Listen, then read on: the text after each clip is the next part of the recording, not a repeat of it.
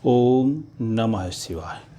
फिर ज्योतिष मित्रों, आइए देखते हैं मकर राशि के लिए 2022 कैसा रहने वाला है। यूँ तो 7.5 चल ही रही है, लेकिन यदि आपका लग्न मकर है तो जब से शनिदेव मकर राशि में संचरण कर रहे हैं आपको बहुत अधिक राहत मिल गई है। और राहत क्या, बल्कि आप काफ़ी ऊंचाइयों की ओर जाना शुरू कर दिए हैं।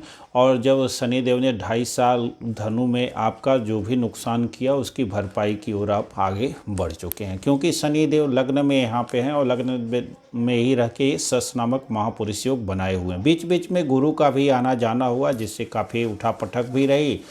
और केतु की भी जो स्थिति रही, पहले केतु तो लाभ भाव में बने हुए हैं, इधर कोई दिक्कत केतु से तो नहीं है। उसी समय थी जब केतु भी धनु में ही थे, तो आप कई सारे नेगेटिव से स्थितियों से आप उभर के आ रहे थे। और आपके लिए लगभग 2000 ये जो 21 का साल है ये कमोबेश अच्छा ही गया है, कोई बहुत बुरा नहीं गया है। थोड़ी बहुत जब लग्न में गुरु थे तो थोड़ी सी आर्थिक हानि वगैरह हुई, परंतु आप उसको संभालते रहे, वो परेशानी अनुभव नहीं किए होंगे। लेकिन जो थोड़ी बहुत आर्थिक हानि वगैरह हुई भी, वो 2022 में कैसा रहेगा इसको भी देखना है।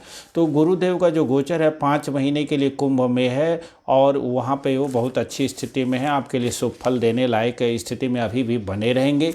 तो अन्य ग्रहों की जो स्थितियां इसमें काफ़ी परिवर्तित होने वाली हैं। इसमें सबसे पहले तो 19 जनवरी को शनिदेव अस्त हो रहे हैं, जो आपके लग्नेश हैं और आपके मुख्य ग्रह बन जाते हैं।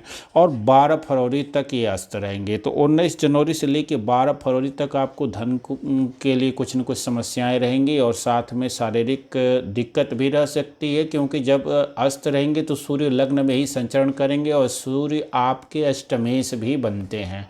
अब ये भले कह दिया जाता हो कि सूर्य को अष्टमेश होने का दोष नहीं लगता है, फिर भी जब सूर्य हर किसी ग्रह को अस्त कर देते हैं, मित्र ग्रहों को नहीं छोड़ते हैं, तो सूर्य और शनि में तो दुश्मनी है, अष्टमेश तो बनते ही बनते हैं। तो जहाँ जाएंगे, एक क्रूर ग्रह रहने के नाते सूर्यदेव लग्न में अच्छा फल नहीं करते, चाहे वो गोचर में हो और चाहे मूल कुंडली में हो। तो इस हिसाब से ये समय काफ़ी सावधानी भरा रहने वाला है 19 जनवरी से लेकर 12 फरवरी तक। और बल्कि पूरा 15 जनवरी को मकर संक्रांति होगी और 15 फरवरी तक मकर राशि में ही सूर्य देव का संचरण रहना है।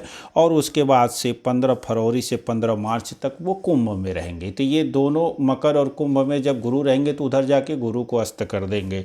तो कमोबेश स्थितियाँ ये रहेंगी कि धन को आपको बचा के रखना है, अपनी वाणी को भी बचा के रखना है। यात्राएँ अधिकतर हो सकती हैं इस माह में, और यात्राओं के कारण आपको शारीरिक परेशानी होती है। बड़ी यात्राएं होंगी तो परेशानी होगी ही। और नौकरी आदि जाने का भी चांस हो सकता है, आर्थिक दिक्कत आ सकती है। तो सरकारी अधिकारियों से अथवा प्राइवेट कंपनी में भी हो तो अपने से ऊंचे अधिकारियों से बहस नहीं करनी चाहिए इस समय में, जब आपके शनिदेव अस्त हों, अर्थात आपका नुकसान हो जाएगा। तो बहसबाजी से बच के रहना है और साथ में ही विवादों से बच के रहेंगे तो विशेष आपको फ़ायदा होता रहेगा। समय बहुत जल्दी ही निकल जाएगा। और उस बीच में शुक्र आदि आपको बचाने की स्थिति में रहेंगे, पर जब तक शनि अस्त रहते हैं उस समय आपको शनिदेव के बीज मंत्रों का जाप करते रहना चाहिए। ओम शं शनैश्चराय नमः या ओम प्रां प्रीं प्रौं शनैश्चराय नमः। आपका मकर लग्न है और यदि शनिदेव अच्छी पोजीशन में है तो आपको शनिदेव के रत्न भी धारण करने से लाभ होगा, लेकिन वह मूल कुंडली के ऊपर ही निर्भर करेगा। आप डिस्क्रिप्शन में अन्य वीडियो के प्लेलिस्ट है, वहीं पे हमारा नंबर भी है, कुंडली विश्लेषण फी के साथ करा सकते हैं।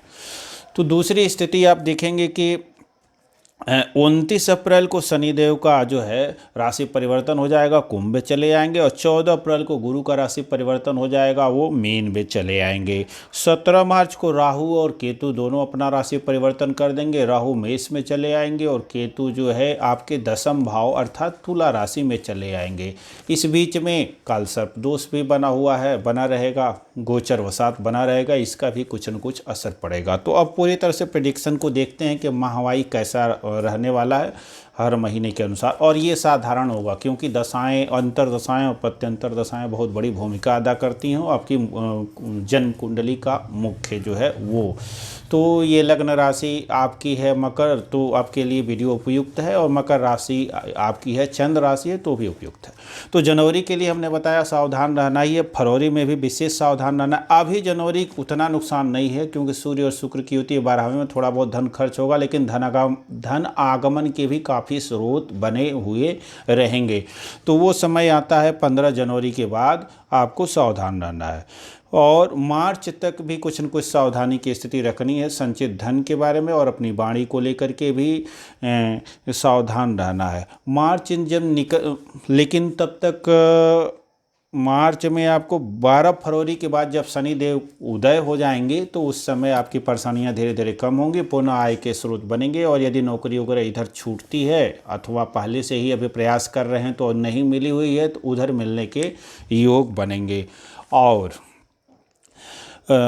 मार्च से अप्रैल में सूर्य मीन में आ जाएंगे, तो मार्च से अप्रैल वाला जो समय होगा, और वो भी 15 मार्च से लेके 15 अप्रैल वाला समय होगा, जो इधर नुकसान हुआ रहेगा उधर भरपाई हो जाएगी, अच्छे समाचार प्राप्त होंगे, नौकरी मिलेगी, नए स्थान की प्राप्ति भी हो सकती है, भाग्य का उदय भी होगा, और साथ में बहुत बड़ी बड़ी बाधाएं यदि इधर आ रही थी तो वो नष्ट हो जाएंगी। सरकारी अधिकारियों से अथवा अपने बास से जो अनबन थी वो दूर होने की स्थिति रहेगी। इस बीच में अप्रैल से मई के बीच में भूमि भवन वाहन वगैरह लेना चाहते हैं तो उस समय स्थितियां बन सकती हैं। सूर्यदेव का गोचर अपने उच्च राशि में होगा, और थोड़ा सा स्थिति ये बनेगी कि माता जी को स्वास्थ्य को लेकर के आपको सचेत रहना होगा, अदरवाइज कोई बहुत चिंता की बात नहीं रहेगी। और मई से जून वृषभ में सूर्य का गोचर होगा, और गुरु भी तब अपनी राशि में आएंगे और शनिदेव दूसरी राशि में रहेंगे। तो शनिदेव की दूसरी राशि अपनी कुंभ में है, और गुरु तब आ जाएंगे मीन राशि में। तो उस समय पिता से आपका तालमेल अच्छा रहेगा, भाग्योदय भी होगा। विवाह वगैरह यदि जो जोड़े हैं विवाह के लिए प्रयासरत हैं तो विवाह के योग बनेंगे। गुरुदेव मीन राशि में आ जा रहे हैं आपके 14 अप्रैल से, और शनिदेव चले जा रहे हैं 29 अप्रैल को कुंभ में, तो विवाह के योग बनेंगे। लेकिन माता जी के स्वास्थ्य को लेकर के इधर चिंता रहेगी, शनिदेव की दृष्टि पड़ेगी चौथे भाव पर, इसलिए भी तो माता जी, और राहु का आगमन हो चुका रहेगा, तो इसलिए माता जी के स्वास्थ्य को लेकर के विशेष सावधान रहना पड़ेगा। भूमि भवन वाहन खरीदना चाहते हैं तो इधर भी कुछ न कुछ परेशानी रहेगी, जब तक कि मंगल आपके मकर में नहीं आ जाते हैं। तो बीच में जब मासिक राशिफल आएगा तो बताएंगे, तो मंगल तब तक आ ही जाएंगे और वो स्थितियाँ कुछ हद तक संभल जाएंगी, भूमि भवन वाहन का योग बनेगा। जुलाई और अगस्त के माह में आप देखेंगे कि कर्क राशि, जून और जुलाई छूट गया, जून और जुलाई का महीना पुनः उत्तम समाचार लेकर के आएगा, और जून और जुलाई में आपके इधर जो परेशानियां आ रही थी पुनः वह दूर होंगी।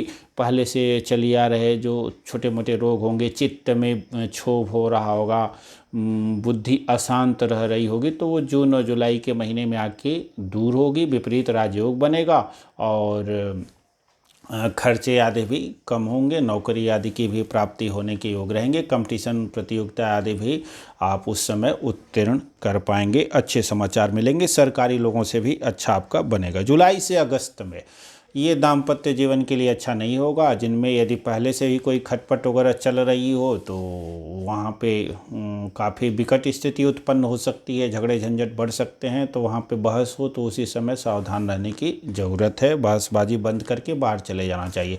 यात्राओं का भी रोग बनेगा, और गुप्त स्थानों के रोग बढ़ने की स्थितियाँ हो सकती हैं, तो यात्राएं भी हो सकती हैं, और हेल्थ को लेकर के थोड़ा सा क्रोध आदि पे भी नियंत्रण रखना होगा। अगस्त से सितंबर में पुनः स्थिति इस प्रकार की बनेगी कि विपरीत राजयोग बनेगा सूर्य का, और अगस्त से सितंबर माह का महीना भी होगा। कुछ धन नाश तो कराने वाला रहेगा, इसलिए उस समय भी अपने धन को बचा करके रखना होगा।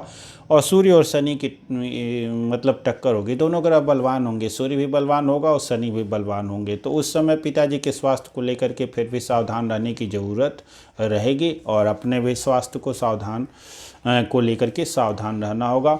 ज्वर आदि रोग हो सकते हैं हल्के फुल्के, तो बच करके रहिएगा। और कोरोना का काल यदि उस समय कोरोना पीक पे रहेगा तो भी बच के रहना होगा, क्योंकि चौथे भाव में राहु होगा और शनि की दृष्टि भी होगी चौथे भाव पे, और साथ में सूर्य अष्टम में गोचर कर रहे होंगे, तो ज्वर होने की संभावना हो सकती है। बच के रहिएगा, सावधान रहिएगा।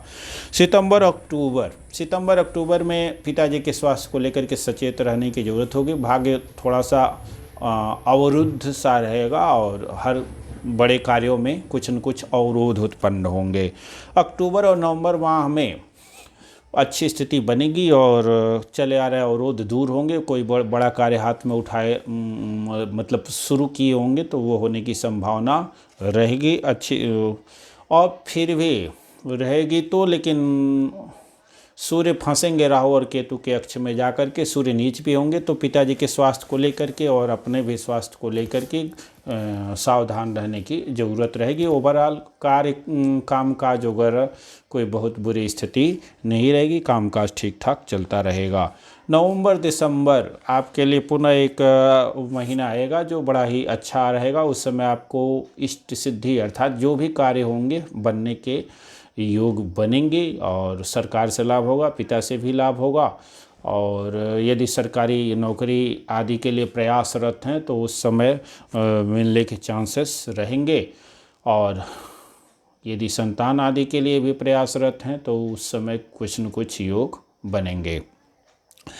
और उसके बाद से दिसंबर की 15 दिसंबर से लेकर के दिसंबर माह का अंतिम होगा, जिसमें पुनः जो है सूर्यदेव धनु में आ जाएंगे, और पुनः वह स्थिति थोड़ी सी आर्थिक हानि कराने वाली हो सकती है। तो ये सामान्य राशिफल रहा, और इसको लेकर के सावधान रहेंगे। उपाय के तौर पे हमेशा अपने लगने शनि को बनाए रखना है, और बीच बीच में मासिक राशिफल आएगा, उसमें सटीकता की प्राप्ति होगी। अभी चैनल पे पहली बार आए हों तो सब्सक्राइब करें, वीडियो को लाइक करें, और डिस्क्रिप्शन में अन्य भी वीडियो की प्लेलिस्ट है, उन्हें भी देख के लाभ ले सकते हैं।